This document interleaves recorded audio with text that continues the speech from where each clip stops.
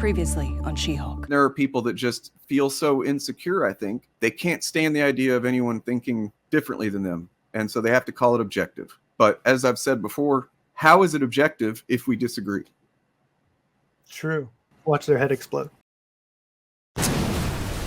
I mean, seriously, are you saying that people who disagree with what you claim to be an objective take on a movie, are they insane? Are they below intelligence level that's worth considering? What is it? Can you explain to me what about those people? You just don't understand good writing. Did they understand good writing? Because what it seems to me, when it comes to those types, and you know who we're talking about, these YouTubers who try to use objectivity as their framework, it seems to me like they're post hoc rationalizing, they're basically their emotional and instinctive reactions to something. Didn't like Last Jedi because maybe did something that they didn't think Star Wars should do. Okay, fine. But then in hindsight, they have to make 4-5 hour, videos, streams, talk, like basically just figuring out ways to justify this. Who are we looking at? A Mauler. I was 2,000 subscribers before The Last Jedi came out. This isn't over, hater.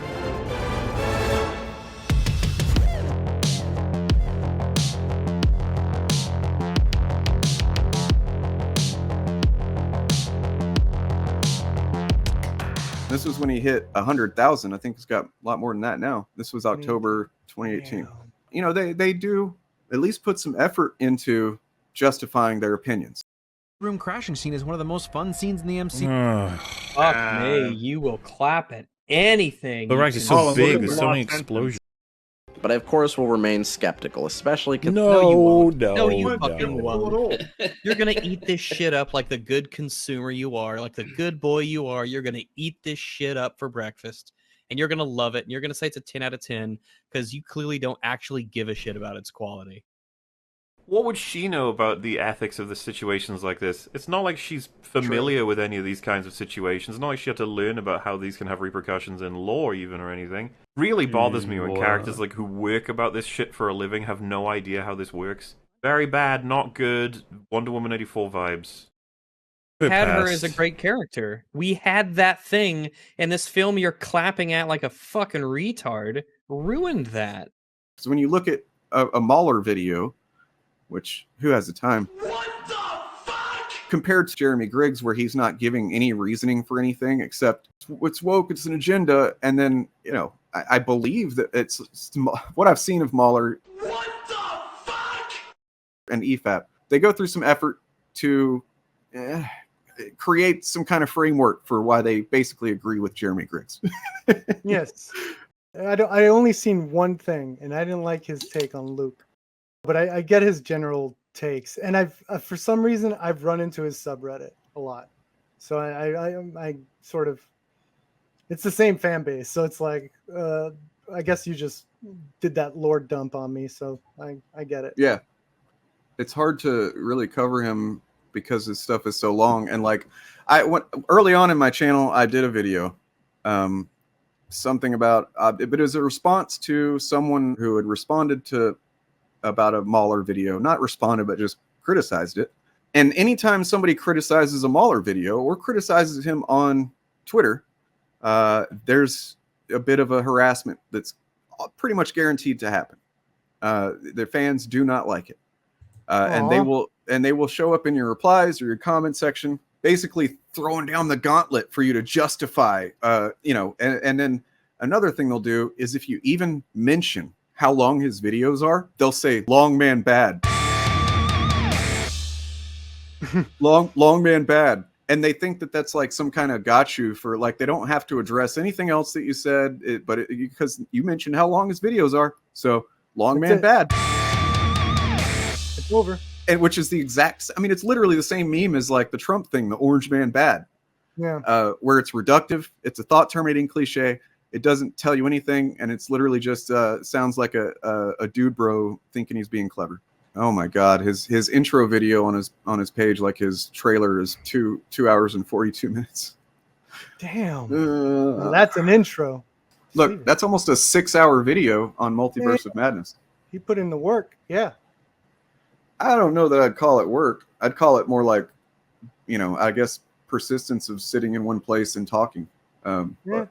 But I don't know. You know, I mentioned how long it is. Long man bad. Long man bad. You guys be gentle with her. I'll be right back. Do it. Yeah.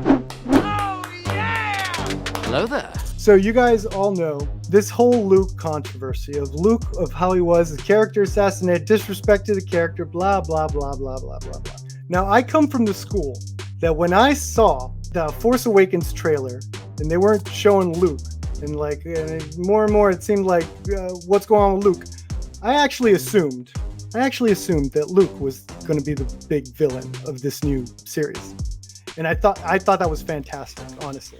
I was like going off like, oh my God, this makes perfect sense, you know. And there's like theories out there. There's like theories that it would make sense because this dude, we look at the original trilogy, which we all love. If you look at the original trilogy, that guy's Jedi training was straight up garbage compared to what a Jedi should have done. Okay, like wasn't little Anakin too old as is to be training as a Jedi? And now we have Yoda, like not clearly, you know, he's getting older, he's not all there, and now he's training like Luke, and is like, it's very clear that Luke did not have the best training. Like he left halfway, they said it, and then in Return of the Jedi, he returns, Yoda's already dying, he's like, oh, you're good, don't worry. Dude, if Anakin went bad, Your mother. dude, this should have gone like nuclear compared to what Anakin went through, and we could have had the next Darth Vader is actually Luke Skywalker. Ryan, who's the guy? What's the name of the director of Last Jedi? Ryan Johnson, I think. Ryan Johnson, whatever. That guy, he didn't go all the way. So it's like the fact that he's even questioning it is like, it makes sense. Dude, yeah, and Dane brought this up. Because, hey, in Return of the Jedi, he has like the hood. He's using his powers like slick. Like he's very slick as a Jedi. Like he put it all together. I was like, that dude was using dark side shit, wasn't he? He had to have been. He was too slick. The way he was working, the way he set everything up. That was Dane brought that up. I mean, hey, you're the one that got me thinking about it. Don't give me all the credit, because like, yeah, like based on context in the original trilogy, I think that Luke got closer to the dark side than we probably assumed.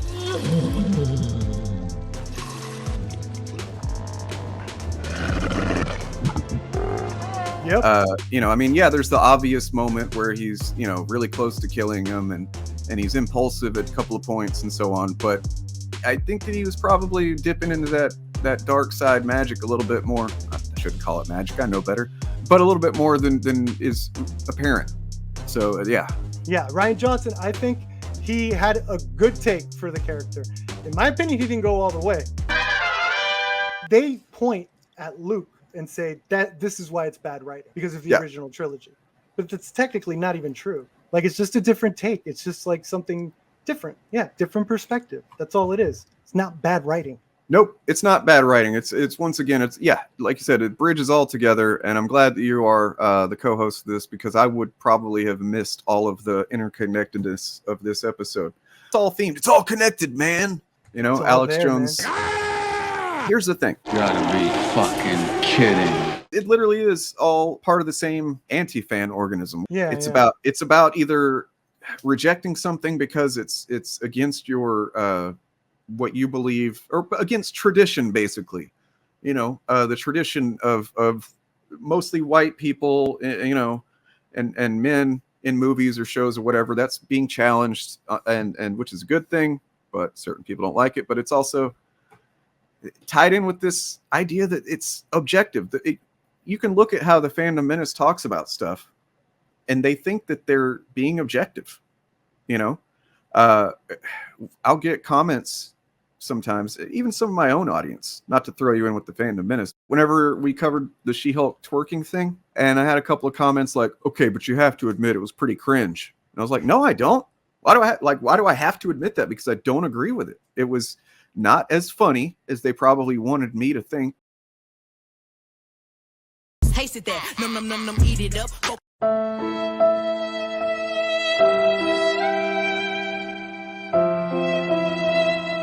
Okay, 3, 2, 1. You know I'm the hottest. You ain't.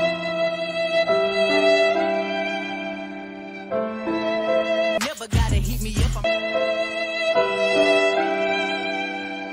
You know I'm the hottest, you ain't never gotta hit me up.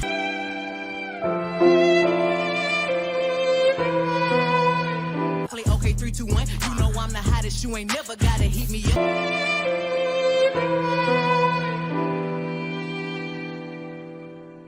Taste it there. Num, eat it. Play okay, 3, 2, 1. You know I'm the hottest, you ain't never gotta hit me up. But I'm also a fucking, old ass dude that whatever. But it was amusing. It was just, it's not like it was the core of the episode or whatever, so I can just tell it's easy for a lot of people, even not the fandom menace, to think of their perspective and views as objective. Objectively is the new literally, right? Like, true. You know how people would say literally, and then it would be something completely figurative or metaphorical, or hyperbole. Well, this is that. It's subjectively bad. And it's like, no, you mean that your opinion is that it's bad. Yeah. Literally, yeah. Objectively is literally the new literally and subjective. That's objectively true. Literally. But it's not objectively true because just something I said. You might agree with me, but sorry. Yeah. I'm holding my ground on this. Anyway, so these guys actually seem to have some measure of rationalization for what they mean by this stuff. Whereas, the fandom menace, we cover them a lot. It's just, M, she, you is literally one of their fucking catchphrases. And people like clap like seals, like, oh yes, M, she, you. Bad writing is a lot of it. Bad writing. Mahler's subreddit. This post 2 months ago caught my attention. And I got kind of fascinated with it. You can ask Perp. I sent it to him. I was like, dude, this is just, I'm like obsessed with this thread right now.